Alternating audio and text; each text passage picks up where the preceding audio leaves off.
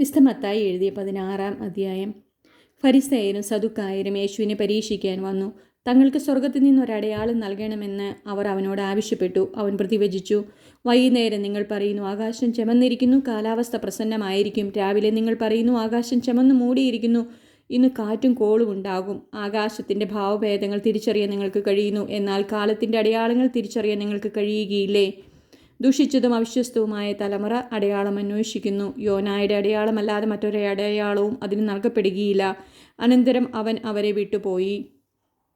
മറുകരയിലേക്ക് പോകുമ്പോൾ അപ്പം എടുക്കാൻ ശിഷ്യന്മാർ മറന്നിരുന്നു. യേശു പറഞ്ഞു, ശ്രദ്ധിക്കുവിൻ, ഫരിസേയരെയും സദുക്കാരെയും പുളിമാവിനെ സൂക്ഷിച്ചുകൊള്ളുവിൻ. നാം അപ്പം ഒന്നും എടുക്കാത്തതുകൊണ്ടായിരിക്കാം എന്ന് അവർ പരസ്പരം പറഞ്ഞു. യേശു ഇതറിഞ്ഞ് അവരോട് ചോദിച്ചു, അല്പവിശ്വാസികളെ,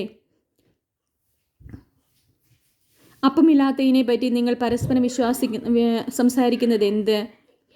നിങ്ങൾ ഗ്രഹിക്കുന്നില്ലയോ? 5000 പേരുടെ 5 അപ്പം നിങ്ങൾ ഓർമ്മിക്കുന്നില്ലേ? എത്ര കൂട്ട അപ്പക്കഷ്ണങ്ങൾ നിങ്ങൾ ശേഖരിച്ചു? 4000 പേരുടെ 7 അപ്പവും നിങ്ങൾ ഓർമ്മിക്കുന്നില്ലേ? അന്ന് എത്ര കുട്ടകളാണ് നിങ്ങൾ നിറച്ചത്? ഞാൻ അപ്പത്തെപ്പറ്റി അല്ല സംസാരിച്ചതെന്ന് നിങ്ങൾ മനസ്സിലാക്കാത്തത് എന്തുകൊണ്ട്? ഫരിസേയരെ സദുക്കായരെയും പുളിമാവിനെ സൂക്ഷിച്ചുകൊള്ളുവിൻ. അപ്പത്തിൻ്റെ പുളിമാവിനെ പറ്റിയല്ല, ഫരിസേയരെ സദുക്കായരെ പ്രബോധനത്തെ പറ്റിയാണ് സൂക്ഷിച്ചുകൊള്ളാൻ അവൻ അരുളി ചെയ്തു എന്ന് അവർക്കപ്പോൾ മനസ്സിലായി. യേശു കേസറിയ ഫിലിപ്പി പ്രദേശത്തെത്തിയപ്പോൾ ശിഷ്യന്മാരോട് ചോദിച്ചു, മനുഷ്യപുത്രൻ ആരെന്നാണ് ജനങ്ങൾ പറയുന്നത്? അവർ പറഞ്ഞു, ചിലർ സ്നാപയോഹന്നാൻ എന്നും മറ്റു ചിലർ ഏലിയ എന്നും വേറെ ചിലർ ജെറമിയ അല്ലെങ്കിൽ പ്രവാചകന്മാരിൽ ഒരുവൻ എന്നും പറയുന്നു. അവൻ അവരോട് ചോദിച്ചു, എന്നാൽ ഞാൻ ആരെന്നാണ് നിങ്ങൾ പറയുന്നത്? ശിമിയോൻ പത്രോസ് പറഞ്ഞു, നീ ജീവനുള്ള ദൈവത്തിൻ്റെ പുത്രനായ ക്രിസ്തുവാണ്. യേശു അവനോട് അരുളി ചെയ്തു, യോനായുടെ പുത്രനായ ശിമിയോനെ, നീ ഭാഗ്യവാൻ. മാംസരക്തങ്ങളല്ല, സ്വർഗസ്ഥനായ എൻ്റെ പിതാവാണ് നിനക്കിത് വെളിപ്പെടുത്തി തന്നത്. ഞാൻ നിന്നോട് പറയുന്നു, നീ പത്രോസാണ്. ഈ പാറമേൽ എൻ്റെ സഭ ഞാൻ സ്ഥാപിക്കും. നരക കവാടങ്ങൾ അതിനെതിരെ പ്രബലപ്പെടുകയില്ല. സ്വർഗരാജ്യത്തിൻ്റെ താക്കോലുകൾ നിനക്ക് ഞാൻ തരും. നീ ഭൂമിയിൽ കെട്ടുന്നതെല്ലാം സ്വർഗത്തിലും കെട്ടപ്പെട്ടിരിക്കും, നീ ഭൂമിയിൽ അഴിക്കുന്നതെല്ലാം സ്വർഗത്തിലും അഴിക്കപ്പെട്ടിരിക്കും. അനന്തരം താൻ ക്രിസ്തുവാണെന്ന് ആരോടും പറയരുതെന്ന് ശിഷ്യന്മാരോട് കൽപ്പിച്ചു. അപ്പോൾ മുതൽ യേശു തനിക്ക് ജെറുസലേമിലേക്ക് പോകേണ്ടിയിരിക്കുന്നുവെന്നും ശ്രേഷ്ഠന്മാരുടെയും പ്രധാന പുരോഹിതന്മാരുടെയും നിയമജ്ഞരിൽ നിന്നും വളരെയേറെ സഹിക്കേണ്ടി വരുമെന്നും താൻ വധിക്കപ്പെടുമെന്നും എന്നാൽ 3-ാം ദിവസം ഉയർപ്പിക്കപ്പെടുമെന്നും ശിഷ്യന്മാരെ അറിയിച്ചു തുടങ്ങി.